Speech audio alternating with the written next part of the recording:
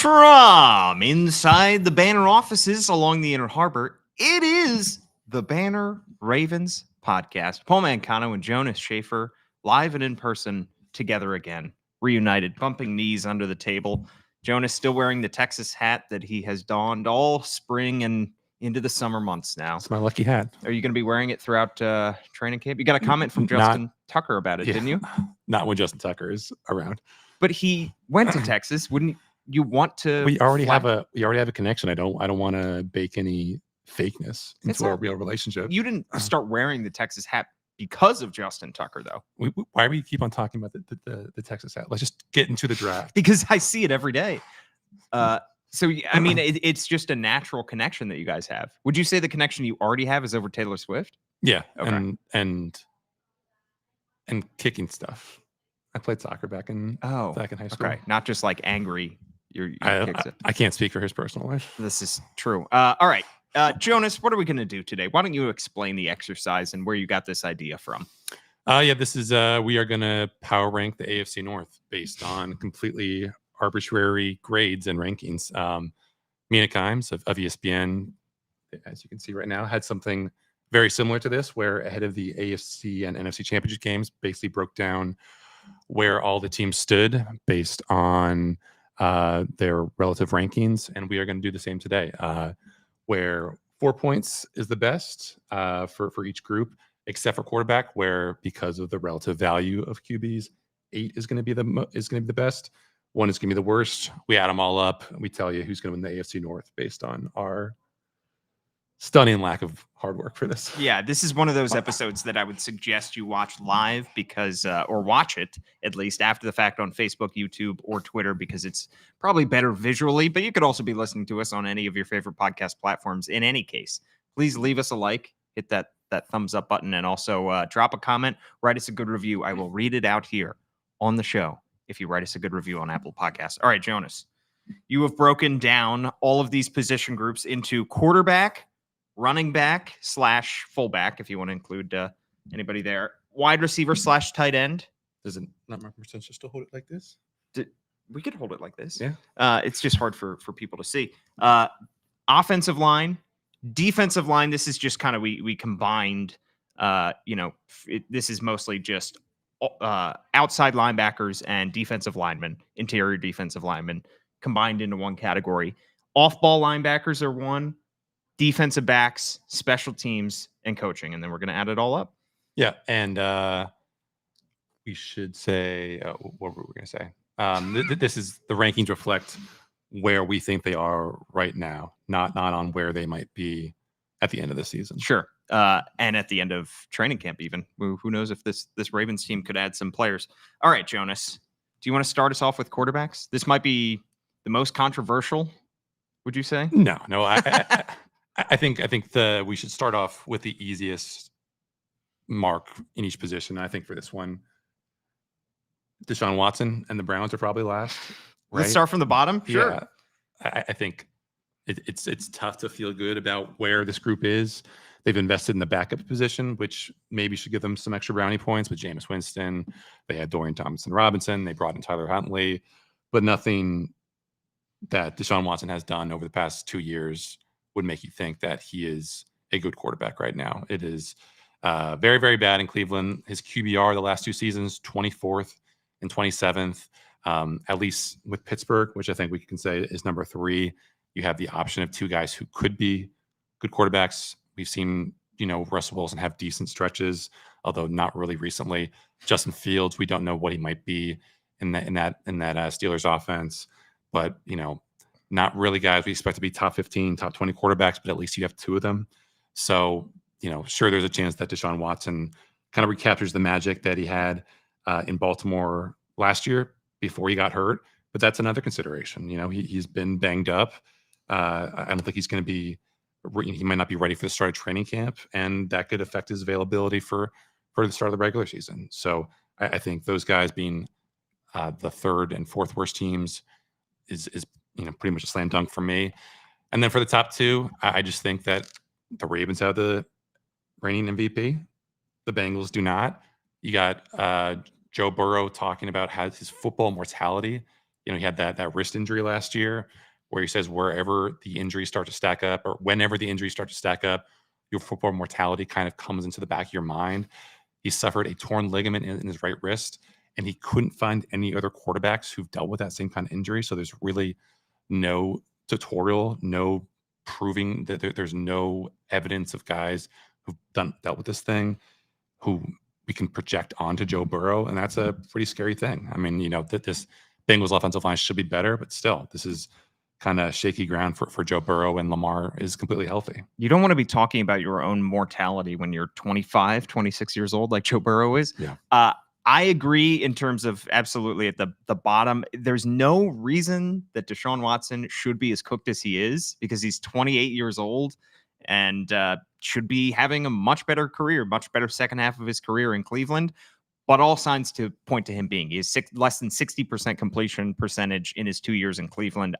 Other than that one quarter, that fourth quarter, right before his season was over in Baltimore in that Browns win over the Ravens, he has been absolutely dreadful in Cleveland. And whoever comes out of that Pittsburgh quarterback competition, I think we have to just give the edge to at this point.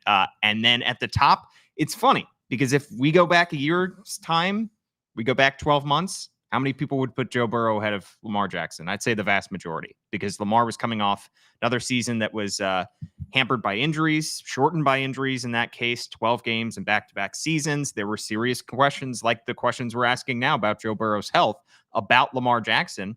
I think that, this could change. This conversation could change in a year's time because Joe Burrow, I still think, has elite tools. I still think he's one of the best passers in the NFL. And if he's fully healthy, he could put up another 30, 35 touchdown season, but you have to give the edge to the reigning MVP. So I think Lamar Jackson and the Ravens deserve double points here. So it's 2, 4, 6, 8, right? For quarterbacks.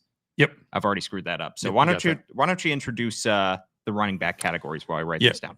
Running back / fullbacks, just because this is more of a, how well can you run the ball type thing. And fullbacks probably aren't going to be too involved in the passing game, with all due respect to Pat Ricard. And I think when you consider who the Ravens added, Derrick Henry, Justice Hill is, I think, a really valuable number 2. We don't know what Keaton Mitchell will be this year, which is a bit of a red flag, but still, you throw in Derrick Henry, who, was like PFF's number 3 running back or something last year.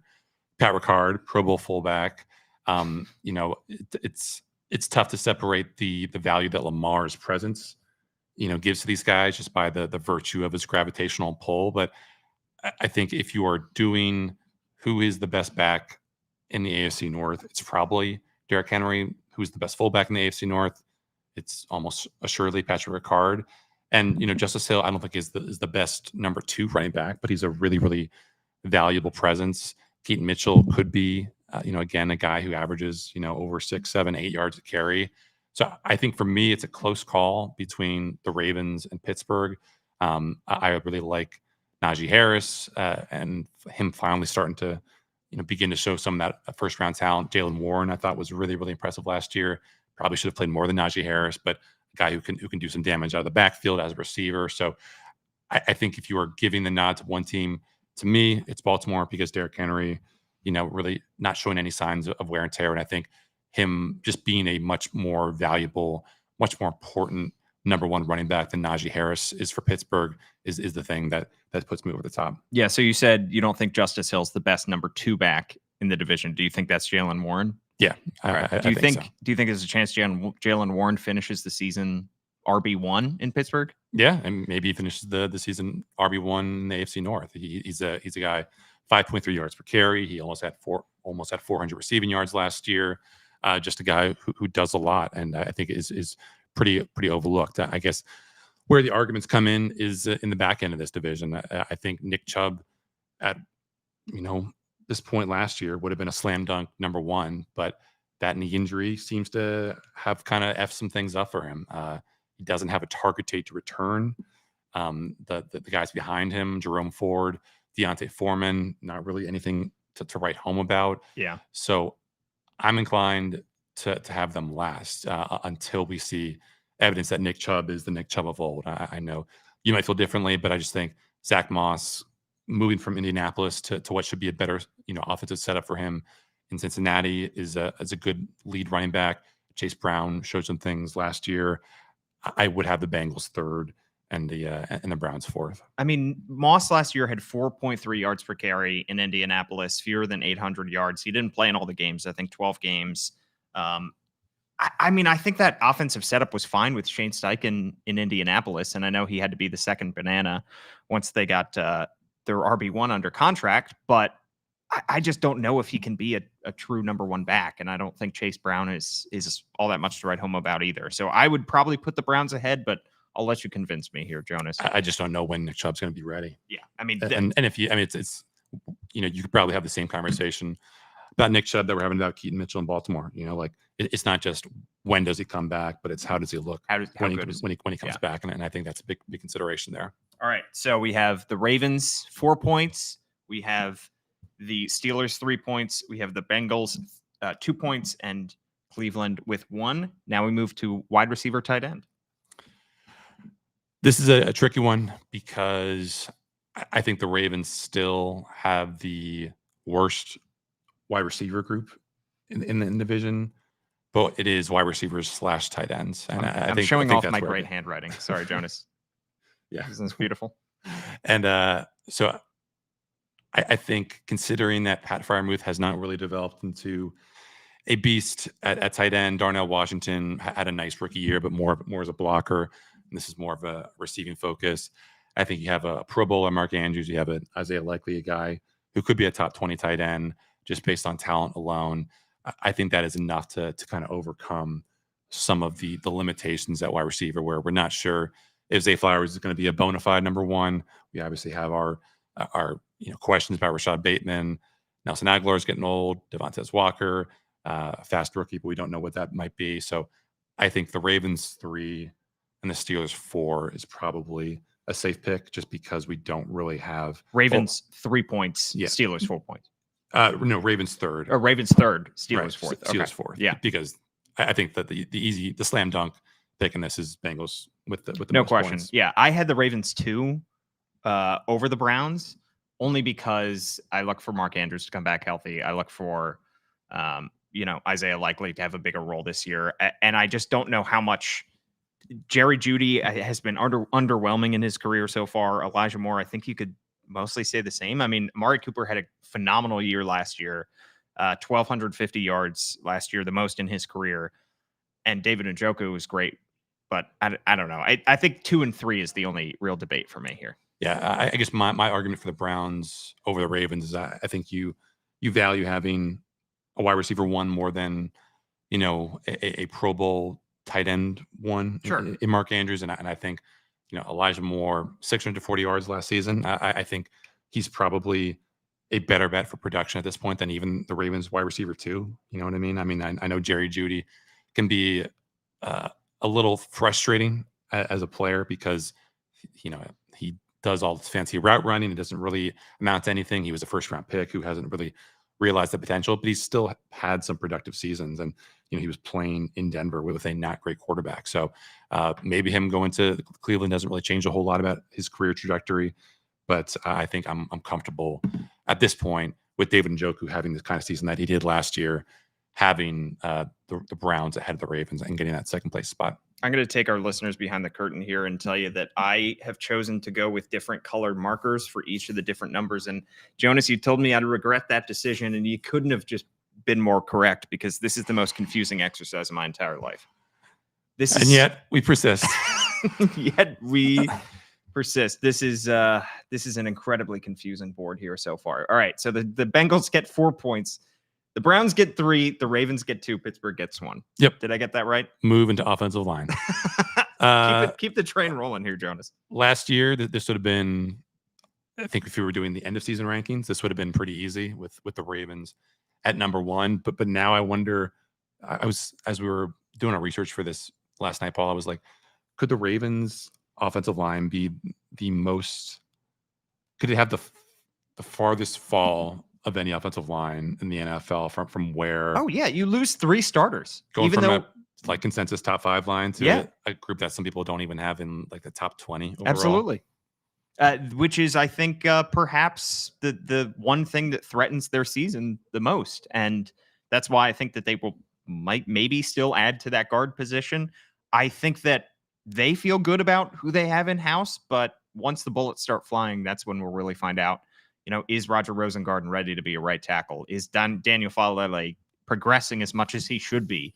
Is Ben Cleveland going to be able to take a leap into a quality starting guard category, or is he just a very good backup? Yeah. So I think you had the Ravens as third, but I have them as last, just because I don't feel great about anyone besides Tyler Linderbaum. Whereas with the Bengals, you could say you're going to get someone good out of Trent Brown and Amarius Mims. Ted Karras is good. Alex Kappa is good. Orlando Brown is serviceable at the very least. I just feel like there's way too many questions with the Ravens. You could have issues at every single spot except for center. And if Tyler Linderbaum is hurt, then that becomes a can of worms unto itself. My ranking of the Ravens not last in this category was a bet on the infrastructure. It was a bet on the coaching. It was a bet on the idea that they might still add to that position. I know we said at the top that we got to go with who they already have in house, but I bet on the infrastructure here. And the last time we saw that Bengals offensive line, it was not very good. 27th in pass blocking last year. Fine in run blocking, 9th in run blocking, but that Ravens unit was elite. And I know they did lose 3 starters. They still have Tyler Linderbaum, who they expect to get even better in the middle of that offensive line. They're hoping on a bounce back season from Ronnie Stanley. They are very high about the guys that they have in house. It's just a bet on the infrastructure, one over the other. I think it's interesting to look at the Steelers too in this instance, because the Steelers kind of the path not taken in the draft that the Ravens could have gone down, because the Steelers had offensive line picks in the first round and the second round. I thought the Ravens, had they gone that same route, would have been justified in doing so. And honestly, I might have the Ravens solidified as the number 3 unit had they gone heavier on offensive line in the draft. They didn't. As we know, they went with a cornerback in the first round pick. They didn't end the draft that weekend with maybe as many offensive line picks as we would have liked. And that's why, I have them as a toss-up between 2 and 3. But that's also why I have the Steelers as one of the more improved units. And I think they're probably the second-ranked offensive line in this division. Yeah, I mean, Troy Fautanu probably going to come in, start right away at left tackle. Isaac Seumalo, a good left guard. Broderick Jones was okay as a rookie. Maybe they move him to left tackle and move Fautanu around. But I think between Broderick Jones and Seumalo, you at least have 2 guys who should profile as pretty good players. Obviously it's asking a lot of Zach Frazier, Fautanu to come in and be good right away as rookies. That almost never happens. But both those guys were consensus day 1, day 2 picks. So you trust in Pittsburgh being able to find homes for those guys and be good. And listen, I think the obvious number 1 for this division is Cleveland, because they were throwing out third stringers at times last year, and you couldn't really tell that there was a whole lot of drop off from the first string to the third string. And you got guys like Wyatt Teller, Joel Bitonio as your guards. That's a really, really nice core. Ethan Pozick is a good center. You don't feel great about the left tackle position with Jedrick Wills, but Jack Conklin has been a really nice player for them. So I think, I guess the big concern that you have there is just them losing their offensive line coach to Tennessee. I think it was. You worry about that and how that might affect their availability, their talent, their execution, all that stuff. But I think for me, Cleveland is pretty obviously number 1. All right, so I have the Ravens 1 point, Cincinnati 2 points, Pittsburgh 3 points, Cleveland 4 points. Got to bet on Joe D. All right, over to the defensive side. Defensive line, pass rush, we've just kind of combined this category, Jonas. So it's the edge rushers and the interior, just because a lot of guys are, line up as defensive ends, and then a lot of guys line up as outside linebackers. So we're just going to combine those groups, which makes this a little bit tougher, because I think the Ravens have a very good interior with Justin Madubuike, and then a little bit of a question mark, or a big question mark outside linebacker. We don't know if Odafe Owe is going to break out this year. We don't know how much Kyle Van Noy could slide this year. We don't know what's up with David Ajabo. There's a lot of stuff that we are unsure about. So I don't know. I'm kind of throwing up my arms on where we should go with this. I think Pittsburgh probably has the high ceiling, because we've seen, TJ Watt have a great year. Alex Highsmith has really developed into a well above average player. And then in the middle, you have the track record of guys like Cam Hayward being a beast year after year when he's healthy. And then Keanu Benton, I thought as a rookie had a really nice flash. So I'm inclined to go with them number one or number two, with Cleveland also being in the mix there. This is probably going to be the hardest of all the categories to parse 1 through 4, because I think all 4 of these units are going to be in the upper half of the NFL. I think all these 4 of these units could finish close to the top of the league in sacks and at least in pressure rate. I think Cleveland, to me, is probably still 1. I think the Ravens, though, deserve to be 2 on this list, because as great as TJ Watt is, and as seemingly ageless as Cam Hayward is, I think the Ravens just have more depth there. And I think that they have a system that is, being handed down to Zach Orr here that doesn't necessarily need elite talent on the outside, on the edges, to generate pressure. They generate pressure in all kinds of unique ways. Some of that is from the inside linebackers, and that's going to be an entirely separate category. But I think the Ravens, while they might not lead the NFL in sacks, I think they are going to be near the top of the league. I think all 4 of these teams are going to be good. However you separate them, I think they're all going to be good units, but I'd go Browns as the best, Ravens number 2, then Pittsburgh number 3, and Cincinnati 4. Do you disagree?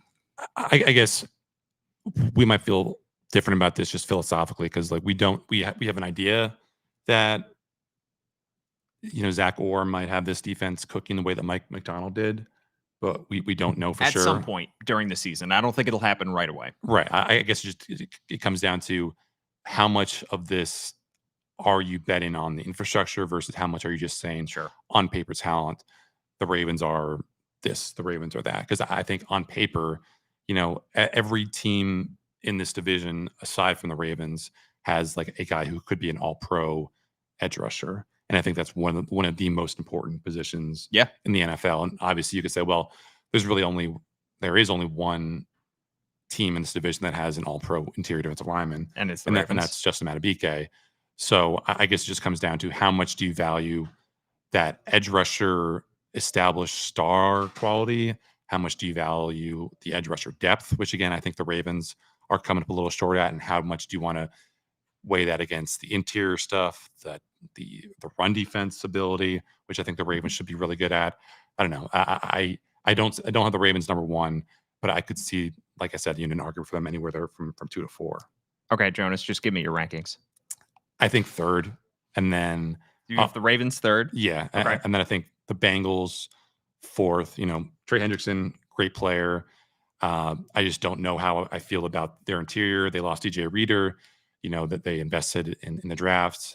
Chris Jenkins, they're bringing back Sheldon Rankins and BJ Hill, but that defensive line, that run defense last year was a big problem, and some of the guys that they're bringing back were a big part of that problem. So for me, it is Cleveland 1, Pittsburgh 2, just with the track record and the talent that has shown, that has been on evidence there.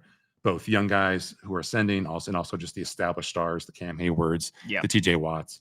I just feel safer about them, independent of coaching and scheme and all that stuff. I just feel better about Pittsburgh if you were to plot these guys on a field. All right, interior linebackers. This one is also tough, because if Patrick Queen were back, I think it would be an obvious slam dunk for the Ravens, but he's back just in another city.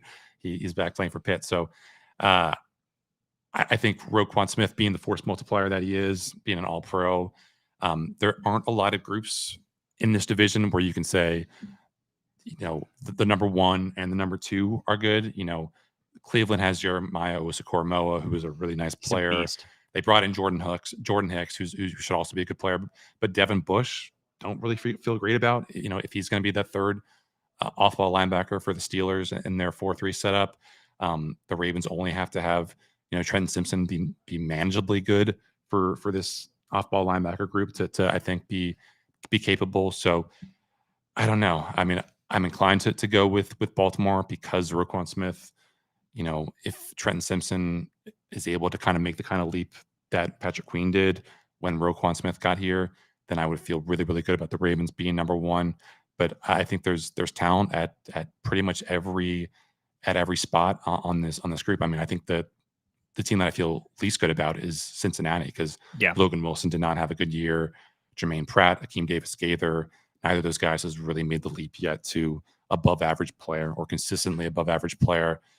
So I'm feel comfortable saying the Bengals are last, but the top three, I think you could kind of put in any direction. Yeah. The question I think is going to be, will the Ravens miss Patrick Queen more, or will Patrick Queen miss Roquan Smith more in this instance? I still think the Ravens you got to put at the top, but I think it's awfully close between the Ravens and the Browns because of just how good Jeremiah Owusu-Koramoah is. I think he's an ascending player at 24 years old, made his first Pro Bowl last year. And like you said, Jordan Hicks is that veteran that they bring in. And it's going to come down to Trenton Simpson's development to determine which of these two units is going to be better. And for Pittsburgh, I mean, Patrick Queen, I think, will still be a very good player for them. I don't know if he will be a Pro Bowler like he was in Baltimore. And I do like Peyton Wilson, who is that third-round pick, who probably would have been a first-round pick if he had been healthy. So this one's awfully close. I think, again, this is another spot where I think at least three of these teams will be upper echelon in this category at this position. I have Ravens, Browns, Steelers, Bengals in that order. Would you go with the same, Jonas? Yeah, I think so. Because even if Trent Simpson struggles this year, I really like Malik Harrison as the kind of do-it-all guy. The Ravens have good depth there, even though it probably won't be expected to play a whole lot this year.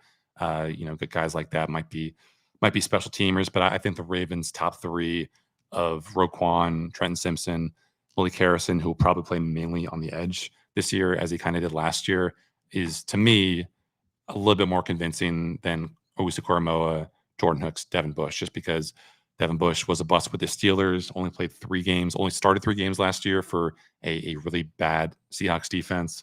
I just think that I'm going to take the gamble on Trent Simpson, especially because his defensive coordinator was the linebackers coach last year. And I think that's going to help his development and his facilitation with this whole defense. Have you ever been to a golf tournament, Jonas? Nope.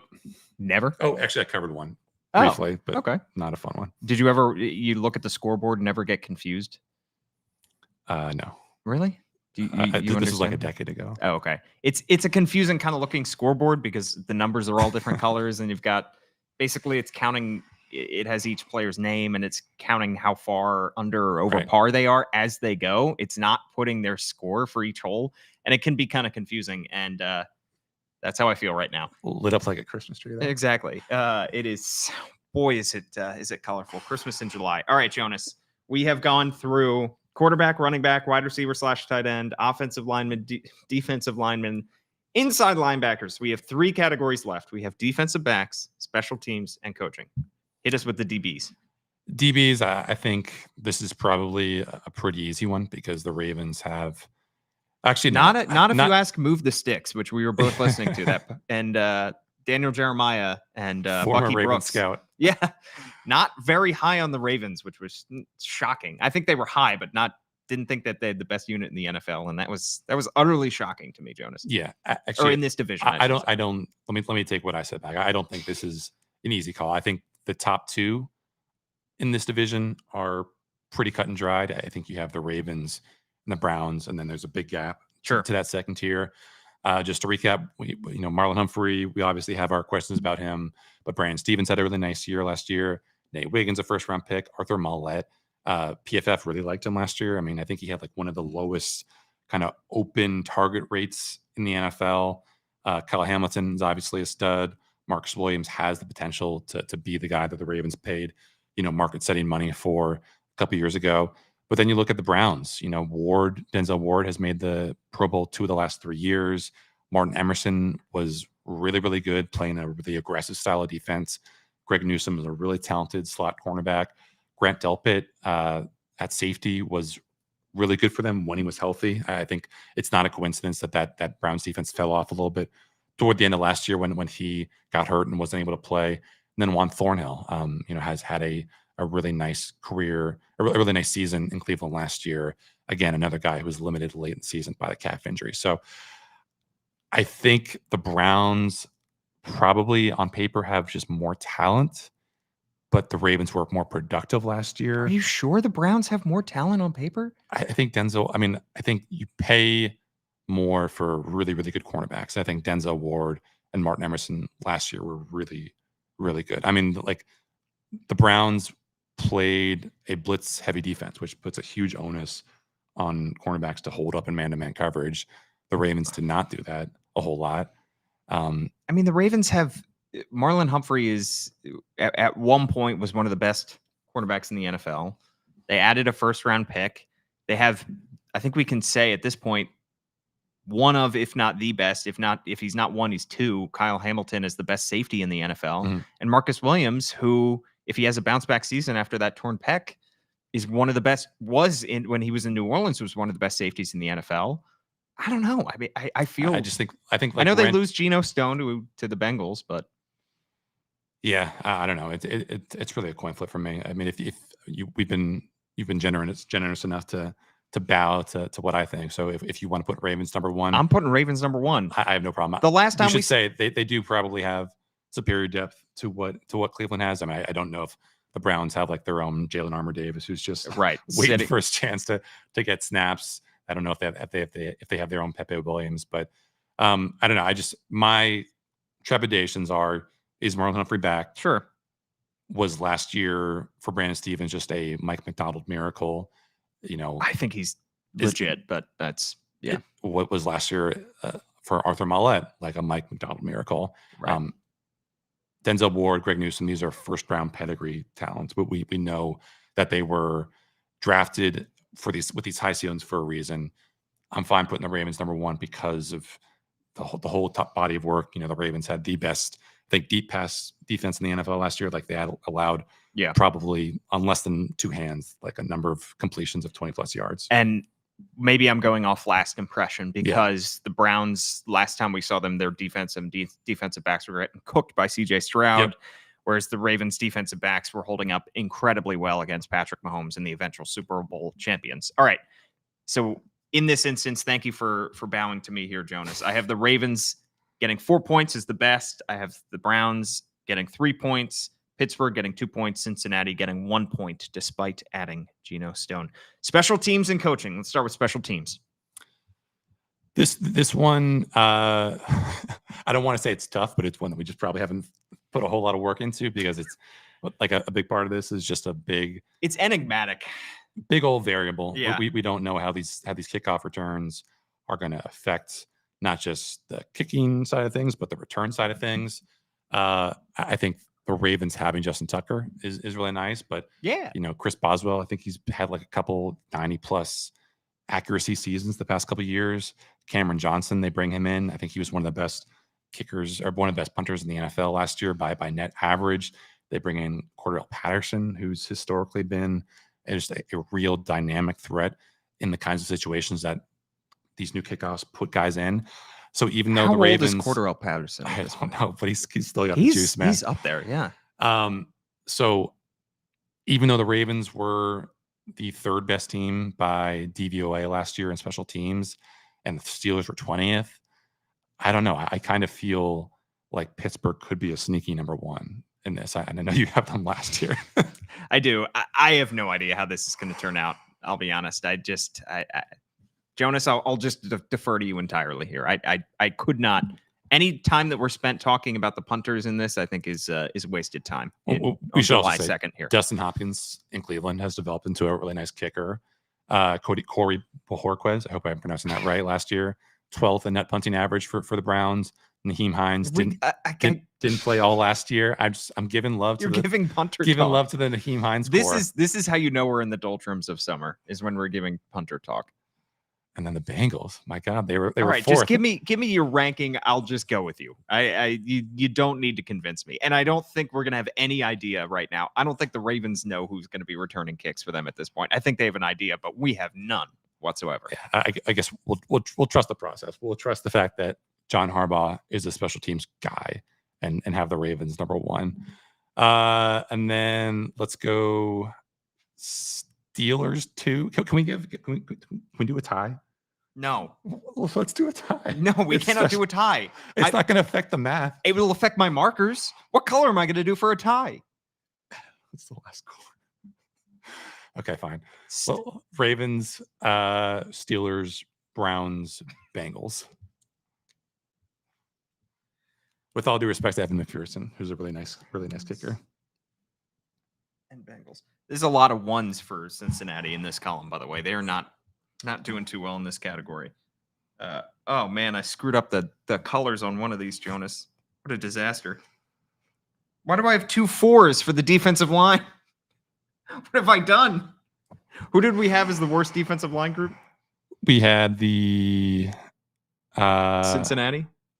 Yes. Okay. I put them with a 4. That would really screw up the math. Oh, 1. Oh, for Cincinnati. If you're watching live on Facebook, YouTube, or Twitter, or after the fact, we have 4 1s in a row for Cincinnati in defensive line, linebackers, defensive backs, special teams. That is tough. And I don't know if it's going to change. I don't think so either. The one thing I will say about coaching, our final category here, this division has not had a new head coach since the 2020 season when Kevin Stefanski was hired by the Browns. It probably goes without saying that is the longest stretch by any division of coaching tenures, because obviously we know the 2 guys at the top who have been 2 of the longest tenured coaches in the NFL, the 2 longest at this point, right? Mike Tomlin and John Harbaugh. But we've seen a lot of stability around the NFL because these are 4 franchises that habitually are going for it, and 4 franchises that at this point in their life cycles are fairly stable. So this one, I would say the 4th best coach in this division, who I think we could say is Zach Taylor at this point, I think is better than, he's probably an upper half of the NFL coach.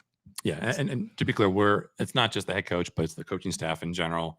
And I think with the Bengals losing their offensive coordinator, that's a big deal. I think Brian Callahan departing to become the Titans head coach is a loss. Dan Pitcher being promoted, I think, from quarterbacks coach to OC. Having that relationship with Joe Burrow is a good thing. But Lou Anarumo, not his best season last year as defensive coordinator. The Ravens lose Mike Macdonald, which is probably maybe the most significant coaching departure of any team, not just in the division, but the NFL. I love how as the summer goes on, we're getting more and more hyperbolic. This is the biggest devastation any coaching staff has ever suffered. People are saying that Mike Macdonald leaving for Seattle could have an effect on the presidential election. I think this is a tough one. I think obviously the fact that the Ravens, having had, I don't want to say the highest highs because the Bengals were in the Super Bowl somewhat recently, but the Ravens, being able to have a number 1 defense with Wink Martindale and then with Mike Macdonald, the Ravens going from Greg Roman with a number 1 offense to Todd Monken with like a top 5 offense. It shouldn't be overlooked just how flexible and adaptable John Harbaugh has been. And I don't know, I'm inclined just to say the logic that we applied for, Lamar being the number 1 quarterback should probably also port over to this, where you look at what John Harbaugh has done. You look at, the special teams value he has. You look at his aggressiveness in certain situations when it behooves the Ravens to be aggressive. I think that they probably have the number 1 coaching staff in this group, because even though Mike Tomlin gets a lot of, brownie points for being a guy who never dips below 500, at a certain point, you've got to win a playoff game. And just, he hasn't been able to do that. I think it's tough here to separate the player personnel from the job that the coaching staff does. That's a good point. I think Pittsburgh, I think you could make a strong case that Mike Tomlin year in and year out should be a habitual coach of the year candidate, because I think that the player personnel department could be doing a better job in Pittsburgh, but they always do give, at least Mike Tomlin's never been scapegoated. They always do give him a shot. He is just got extended again, I believe, by Pittsburgh. So I think that he still is one of the best coaches in the NFL, but also for everybody in Baltimore that is unhappy with John Harbaugh, and there is a portion of the fan base, go to Pittsburgh and ask Steelers fans what they think about Mike Tomlin, because I do think a lot of them think that Tomlin's time in Pittsburgh has run its course. I disagree. I think he's still one of the better coaches in the NFL, and I still think these 2 guys are there's a reason that they are the 2 longest tenured coaches in the NFL. I think, Andy Reid is up there now that Bill Belichick's out in New England. These are 2 of the top 5 coaches in the NFL. And frankly, I don't think Kevin Stefanski's all that bad either. If you look at how bad Deshaun Watson has been in his 2 years in Cleveland and all the stuff that he's had to deal with, he has done a solid job there as well. And he's a St. Joe's prep grad as well. So we have 4 points for the Ravens for John Harbaugh. We have 3 points for Pittsburgh for Mike Tomlin, 2 for Cleveland for Kevin Stefanski. And I should say, I would totally hear an argument for Cleveland having the second best coaching staff in this division, because Jim Schwartz, I believe he was the coordinator of the year last year, as voted by the AP. He was, they were great. You don't feel great about Ken Dorsey coming over after what happened in Buffalo with that Bills offense there, but Kevin Stefanski, I think, is more the brains of that offensive operation. And even though he hasn't been able to fix Deshaun Watson, just what that Browns offense was able to do down the stretch last year with Joe freaking Flacco and a banged up offensive line, and turning Njoku and Amari Cooper into viable weapons, despite not really having much of a running game to rely on. I think that's also a really good staff. So again, our apologies to Bengals fans that this hasn't been the most fun past 20 minutes or so, but we could reevaluate this at the end of the season, and you guys could hold this over our heads if the Browns go, or the Bengals go 14-3 and the Ravens go 7-10. I'm adding up the points now as we speak, Jonas. Why don't you vamp for a little bit while I do a little bit of simple math? So here's the deal between men and women. No. Paul, do you want me to? Oh, you're just doing it. You have an actual calculator there. So it looks like the Ravens have totaled to 33, which I think could be probably enough to win right now. I can't believe we're going to have the Bengals last in this category, or in this exercise. Well, let's look at the AFC North projections. The odds for the AFC North, according to Vegas Insider. I wish we gave 2 points for each. Wow. Yeah, the Bengals have the second best odds in the NFL. Yeah. Or the AFC North. In the AFC North. We did give double points for quarterbacks, which means we gave the Ravens 8, the Bengals 6. I wish this is one of those where we could just give, you talk about half points, we could just give like 7 and 6 or 8 and 7 because of, yes, I think, but it's too late now. Yep. We're sticking to our guns. So the Ravens are plus 130 to win the AFC North. The Bengals are plus 150, but our ad hoc rankings set up here would probably disagree. And then the Browns and Steelers are tied, or no, they're not tied for last. The Browns are plus 600 and the Steelers are plus 800. Obviously, I think our rankings probably still underserve the relative value of quarterbacks. If you look at what the Steelers are up against with plus 800 and just not having any quarterback who's a legit number one. But what are you going to do? I believe, if my math is correct, Jonas, we have a tie at the second and third spots in this division. We have the Ravens winning this exercise with 33 points. Then we have 24 points each for Pittsburgh and Cleveland. And then we have 18 points for Cincinnati. Were we too harsh on the Bengals? I'm going to show these again. Let me see the board. Were we too harsh on the Bengals here? We have the Bengals is the worst defensive line, linebackers, defensive backs, special teams, and coaching in the division. That's 5 categories.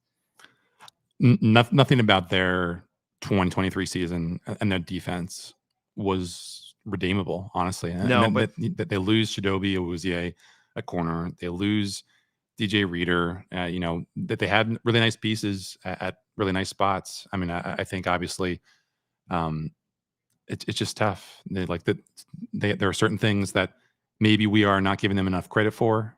I think we could have over-indexed if we wanted to for offense here, which we didn't do, because I think the Bengals having, the second best quarterback in the division and the best group of wide receivers / tight ends in the division is kind of a force multiplier. I think that group high-powered offenses in the NFL can overcome a lot of other mediocre, bad units. And along those lines, we only gave them, we're counting them as the second worst offensive line in the AFC North. But if all they're getting is, light boxes because of the skill talent that they have at wide receiver, and if that offensive line, it doesn't really matter that they're not able to hold up for 3 seconds because Joe Burrow's getting the ball out in 2.5 seconds, then does it really matter until the playoffs? Just like how good that offensive line group is, or how uber talented or not uber talented that running back room is. Yeah. Obviously, the defense is the big concern there, and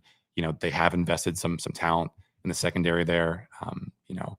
Dax Hill, others. Cam Taylor-Britt's a nice piece at cornerback. DJ Turner was, I believe, a second-round pick. So Geno Stone, bringing him in, bringing back Von Bell, but I don't think any of those guys are as talented or have as high a ceiling as Joey Porter in Pittsburgh, or Marlon Humphrey in Baltimore, Denzel Ward. It's not just productivity, but it's also potential. And I don't think that the ceiling for any of the Bengals groups are as high as the Ravens, the Browns, Pittsburghs, and a lot of other spots. I think just to close this out, the fact that the Ravens we gave them the best quarterbacks, running backs, inside linebackers, defensive backs, special teams, and coaching in the division speaks volumes. And I looking back, stand by that. I think there are a couple ones that are debatable. I think we talked about defensive backs. Maybe that is not a unit that is able to replicate their kind of production this year. Maybe inside linebackers, Trenton Simpson does not take the kind of leap that many expect him to. And special teams is a total crapshoot at this point. So I have no idea, other than we're banking on the best kicker in the NFL. So I still think that they are, if you look across position by position, the best team in the division, at least. But I think that this division race is, as it has been in recent years. Look, this is the only first division in the Super Bowl era to finish with 4 teams over 500. It helps that they play 17 games and not 16, so you can't have anybody landing on an odd number unless they have a tie.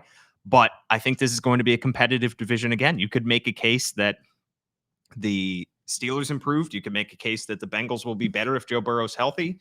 You could make a case that Cleveland maybe is better. I don't know if you can make that case, but these are going to be 4 good teams, I think, and this is going to be another tough divisional race this season. The Ravens didn't clinch this division, even though they were the number 1 team in the AFC. They didn't clinch this division until right up near the end of the season, week 17 on New Year's Eve. So I think if they're going to take the division again this year, it will be another tough race. Yeah, and I applaud your handiwork. Your little handwriting. Thank you. It's significantly better than the first draft that you sent me last night. Just got to say that. All right, Jonas. At Jonas_Shaffer is his Twitter handle. I'm at Paul Mancano. Thanks so much for tuning in. We have a couple weeks to go. Less than 2 weeks before rookies report to training camp. Do we have something special planned for next week? Depends on if I can get my life together, Jonas, over the next week. I think that I would like to do a little something because I have this idea for an all Ravens draft that I'm throwing out there. If we have time to prep for this, problem is I'm also still in baseball mode. I got the Banner Baseball Show going once and twice a week. I heard that did big numbers yesterday. Shout out, Brendan. Look, the Orioles are winning games. So that's taken up a large portion of my life. But we have plenty of time for the Ravens as well. And Jonas does, and Gianna Hahn does, and Kyle Goon does on the BaltimoreBanner.com, where you can subscribe $1 for 6 months. And of course, like, rate, review, subscribe, all that good stuff with the Banner Ravens podcast. We will be back next week, whether we have an all Ravens draft or not. We will have plenty to talk about.